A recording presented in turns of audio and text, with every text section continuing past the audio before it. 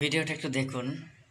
বাংলার বাজ পাখি নামে খ্যাত ঝিকু, ঝিকুর মতো একটা প্রতিভাকে কিভাবে গলা টিপে হত্যা করে হয়েছে একটু দেখলেই বুঝতে পারবেন। যদি প্রশ্ন করা হয় বাংলাদেশের সেরা গোলকিপারকে, উত্তরটা কি আনিসুর রহমান জিকো?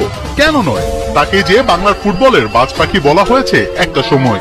এই তো 2 বছর আগেও বেঙ্গালুরুর সাফ চ্যাম্পিয়নশিপের সেরা গোলকিপার হয়েছিলেন আনিসুর রহমান। সেমিফাইনালে কুয়েতের বিপক্ষে দেখিয়েছিলেন নিজের ক্যারিশম্যাটিক পারফরমেন্স। জিকো গোলবারের নিচে থাকা মানেই ছিল এক ভরসা, আস্থা। কিন্তু সেই জিকো আজ কোথায়?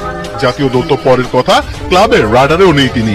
শৃঙ্খলা ভঙ্গের অভিযোগে শাস্তির মুখে পড়ার পর থেকেই চলে গেছেন একরকম চোখের আড়ালেই। জিকো যখন বাংলার গোলপোস্ট সামলাতেন তখন ছিল না এত তারকা খেলোয়াড়। ডিফেন্সিভ মিডফিল্ডে হামজা ছিলেন না, যাকে ক্রস করে। এই চ্যানেলে নতুন হয়ে থাকেন অবশ্যই চ্যানেলটি সাবস্ক্রাইব করে পাশে থাকা বেল আইকনটি বাজিয়ে রাখবেন। সেই সাথে ভিডিওতে লাইক না দিলে অবশ্যই একটি লাইক